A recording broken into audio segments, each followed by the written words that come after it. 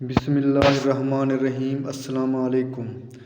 حضرت سلیمان علیہ السلام نہر کے کنارے بیٹھے ہوئے تھے کہ ان کی نگاہ ایک چینٹی پر پڑی جو گیہوں کا ایک دانہ لیے نہر کی طرف جا رہی تھی۔ حضرت سلیمان علیہ السلام اس کو بہت غور سے دیکھنے لگے۔ جب چینٹی پانی کے قریب پہنچی تو اچانک ایک مینڈک نے اپنا سر پانی سے نکالا اور اپنا منہ کھولا تو یہ چینٹی اپنے دانہ کے ساتھ اس کے منہ میں چلی گئی۔ مینڈک پانی میں داخل ہو گیا اور پانی ہی میں بہت دیر تک رہا۔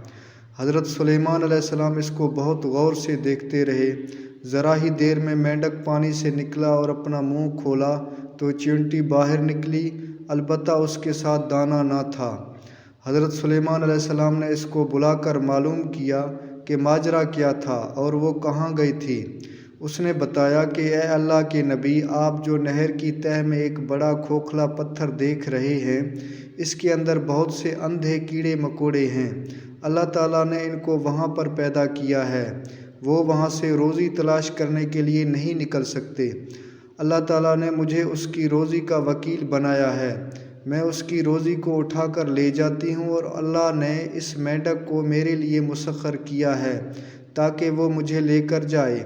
اس کے منہ میں ہونے کی وجہ سے پانی مجھے نقصان نہیں پہنچاتا۔ وہ اپنا منہ بند پتھر کے سوراخ کے سامنے کھول دیتا ہے، میں اس میں داخل ہو جاتی ہوں۔ جب میں اس کی روزی اس تک پہنچا کر پتھر کے سوراخ سے اس کے منہ تک آتی ہوں تو مینڈک مجھے منہ سے باہر نکال دیتا ہے۔ حضرت سلیمان علیہ السلام نے کہا، کیا تو نے ان کیڑوں کی کسی تسبیح کو سنا؟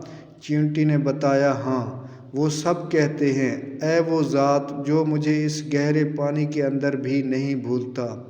دوستو، حوصلہ افزائی کے لیے چینل کو سبسکرائب کریں۔ بہت شکریہ۔